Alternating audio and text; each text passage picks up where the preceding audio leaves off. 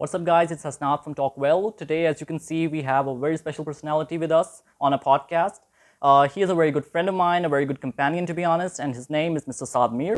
Hello, I'm Saad. Hope everyone's doing good out there. And what we're going to do today is we're going to actually compare the lifestyles of people in Dubai and people in Pakistan. I just wanted to be on this podcast really bad. I saw it with my friends. I saw how energetic and how comfortable everyone was, and I just got inspired. I just wanted to be here, give my own opinion on everything, talk like a wonderful friend. Thank you very much for joining, Mr. Saad. My pleasure. So, what we're going to discuss is actually, yes, we forgot to mention he has been to the Emirates for a while.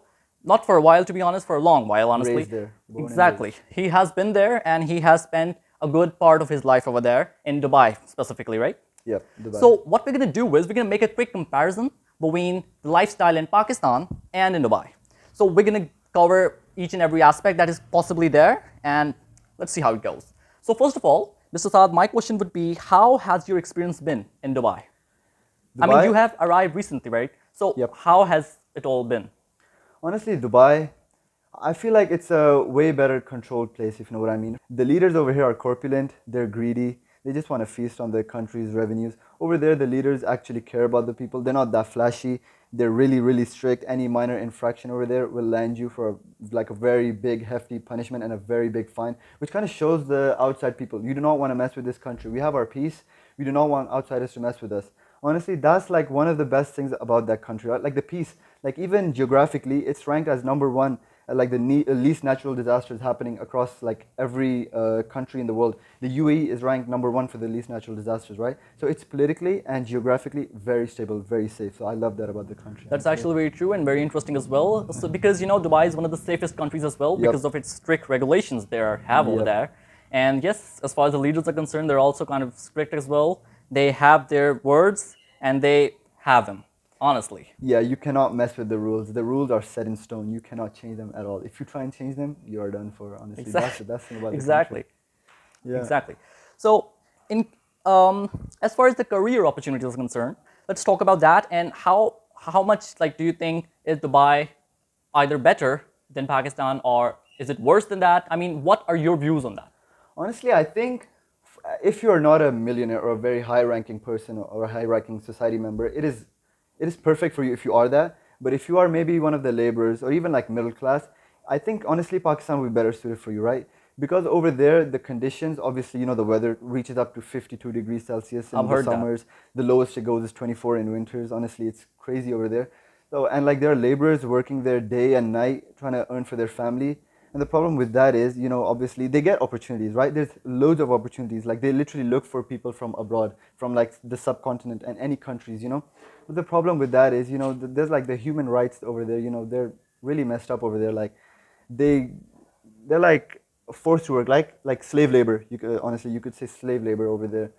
And yeah, honestly, that's like one of the main concerns I have. Like anyone you see over there, the laborers, they're like really bad conditions. And by slave laborers, you mean? I mean, could you please enlighten that for us? I mean, like the payment, if you convert it into our currency, it's a lot. Exactly. But over there, it's the bare minimum, right? Like honestly, their expenses are more than their income, right? Even if you live like a minimalist lifestyle there, one bedroom apartment, barely like minimal expenses, you still have to cover more than what you get, right? Okay. So honestly, that's what I think. So it's almost like like minimum wage, even lower than minimum wage, and they work like exorbitant hours. Like it's egregious how they're getting treated over there. Like they work a lot over there, for the. That is something I was unmindful to be honest, because I have not heard once in my life that there is poverty or something in Dubai. I mean, Yeah, is because- that what you're saying, to be honest? Yeah, not poverty. I mean, like some of the regions are like poverty stricken. But the thing is, the leaders over there, they try to hide that, right? Like they try to make it all sunshine and rainbows. Like this is the perfect country for you. But they literally market it for the rich people, the millionaires, the billionaires, the athletes, the business owners, all of those rich people, right? It's literally tailor made for those people. Like it's heaven for them. But for the laborers, it's hell. That's what I'm trying to say over here.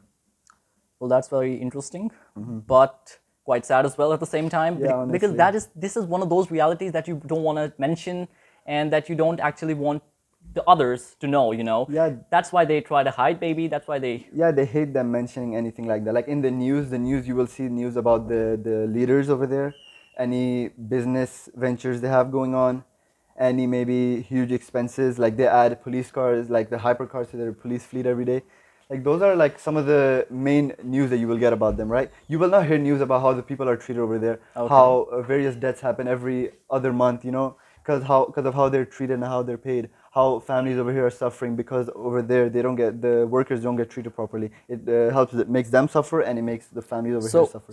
so you're telling me, despite being one of the best economically strong country in the entire world, Dubai has such people who are literally below the mark, Yeah, who are you won't find any perfect country in this world that's like that, honestly. There will always be like the people that are at the low end and the people that yes. are at the high end. They will be feasting from the people at the low end.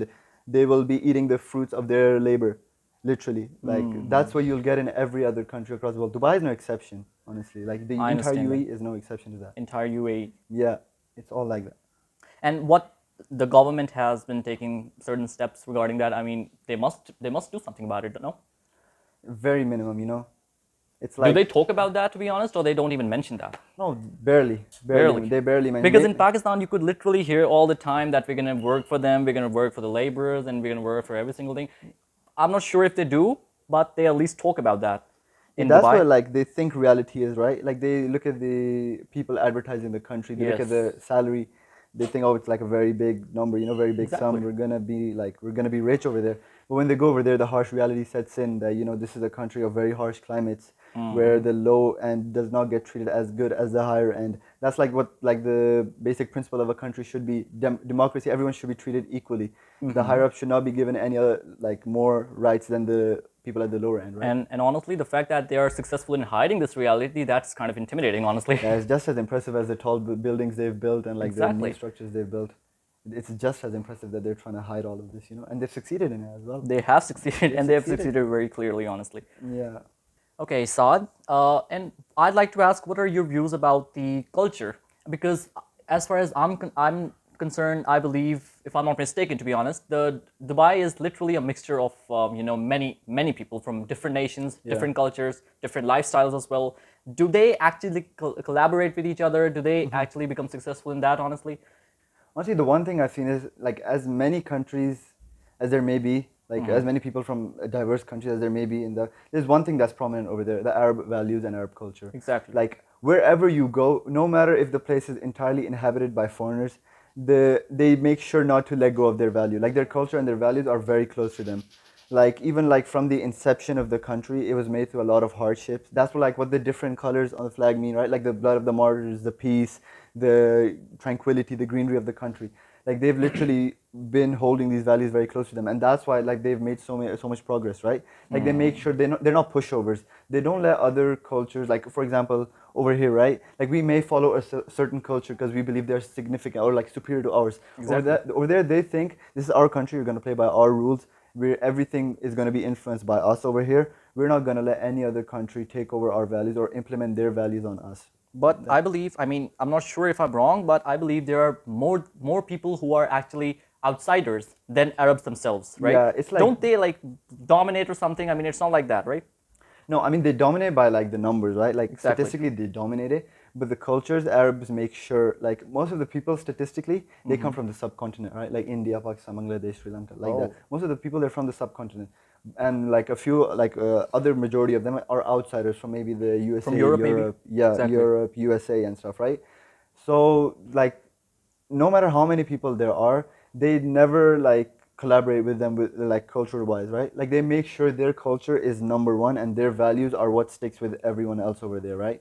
Like they make sure of that, even though statistically they may not be the majority, but like influence wise, they're very clearly the majority, right? Like you won't see any place in the country where it is influenced by foreigners, where there are like foreigner rules, where there's like leniency on And alcohol, pork, and I'd, stuff. I'd also like to know if there's any sort of actual rules and regulations in the laws that actually imply such situations. Because from what I've understood from your point is that people are actually doing this. People are actually following the Arab culture, and they don't know why they're doing this because they just literally come over there and see others doing something and they just copy that. And are there any specific laws or rules and regulations maybe that actually force the people to act like Arabs even if they're foreigners or something? Honestly, the thing is, the United Arab Emirates, it doesn't beg for them to come to them, right? Like they're like the main reason people go over there, like the upper class, is because they have no tax over there on your income. There's like minimal tax over there. The healthcare is very nice. Like you have every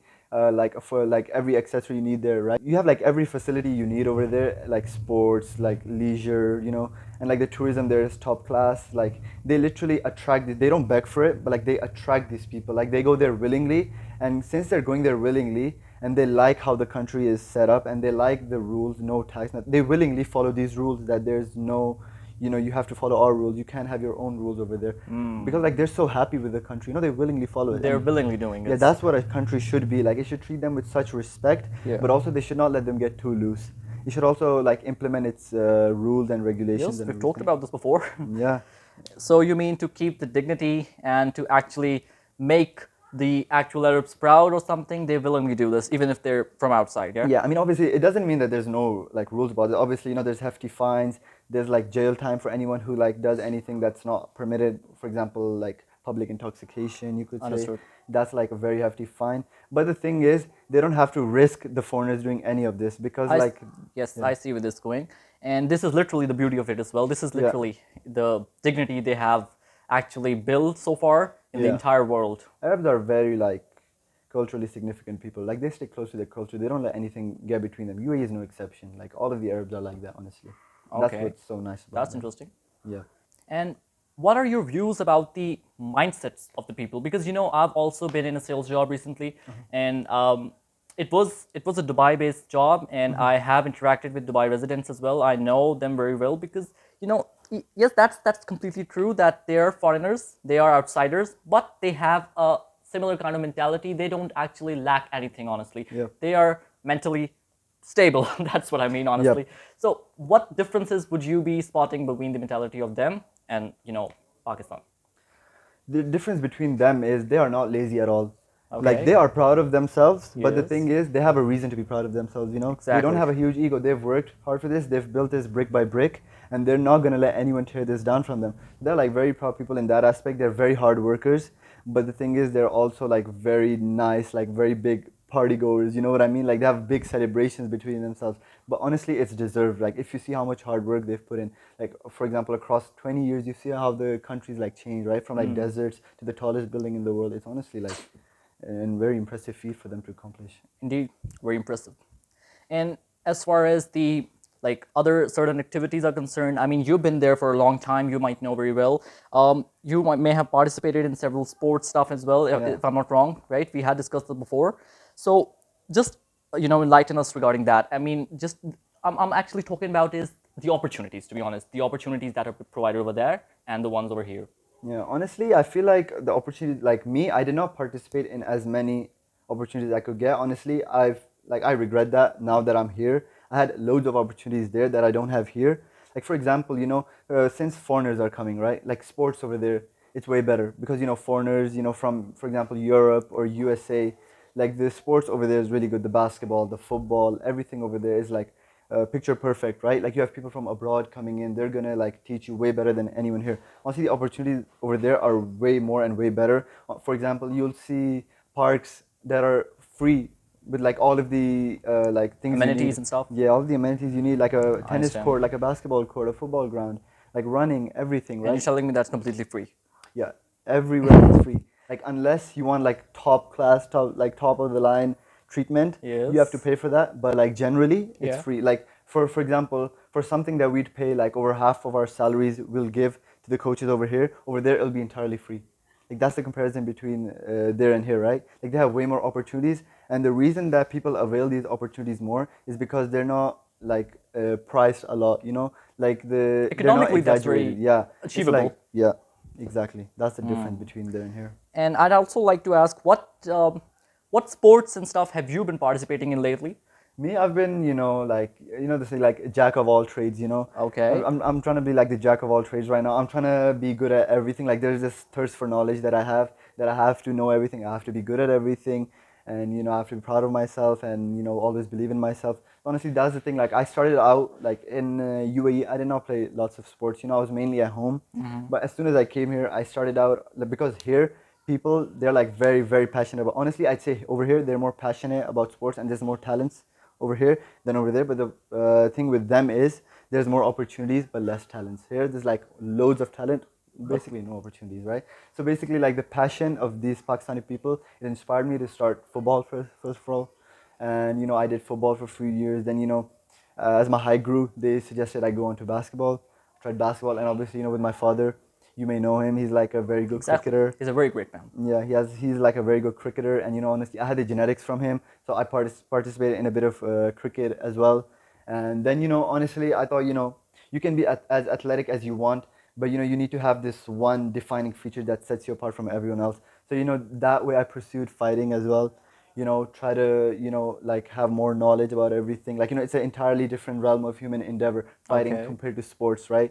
And so I wanted to acknowledge that as well, and I started That's fighting as actually very well. interesting because that is something you need side by side with every other thing you do daily, right? Yeah, it has to be a balance. It has to be a balance of like sports, everything, your lifestyle, your health, everything. It has to be like a perfect balance, and then you function properly. You can't give more importance to one than the other. Same way you can't run around too much and not know how to defend yourself. You know what I mean? You have to learn Exactly. everything. It's been a very nice time we had spent together. Honestly, it's been a very nice talk as well. So thanks again, Saad, for joining us here. And what I'd like to actually tell to the viewers is that this man is a really good friend of mine, a really good companion, to be honest. I had mentioned this before, but I really feel the need to do it again. I mean, it really has been a long while since we last spoke to each other, but it really has been a good experience, to be honest. And he really walked us through every single thing that is possibly there. And what we have done is actually compared the lifestyles, and we have covered most of the aspects. And if you have any, you could literally write them in the comment section. We're going to have a quick look, and we're going to get back to you as well. So, Mr. Saad, thanks again for joining us. It's been really nice speaking to you. We're looking forward to speak to you again on another podcast, maybe in future. Any closing statement you'd like to say? Yeah, I'm glad I could give my 2 cents to everyone. Honestly, I'm glad I could give my opinion. My one word of advice I would say is like you need to have your yin and you need to have your yang. You can't have yin, you can't have yang. Like you need balance in your life. If you're lazy, start working. If you're working too much, relax a bit. You need the yin and yang to function properly in your life. And honestly, that's what I would like to tell everyone. Is like you need to have this perfect balance in your life to function properly. Exactly. That's actually very important, to be honest. Yep. So thanks again. My pleasure. So that was all for today. Dear viewers, thank you very much for watching this video till the very end. And we're looking forward to see you again, maybe on another podcast. Stay tuned for next videos, and thank you very much.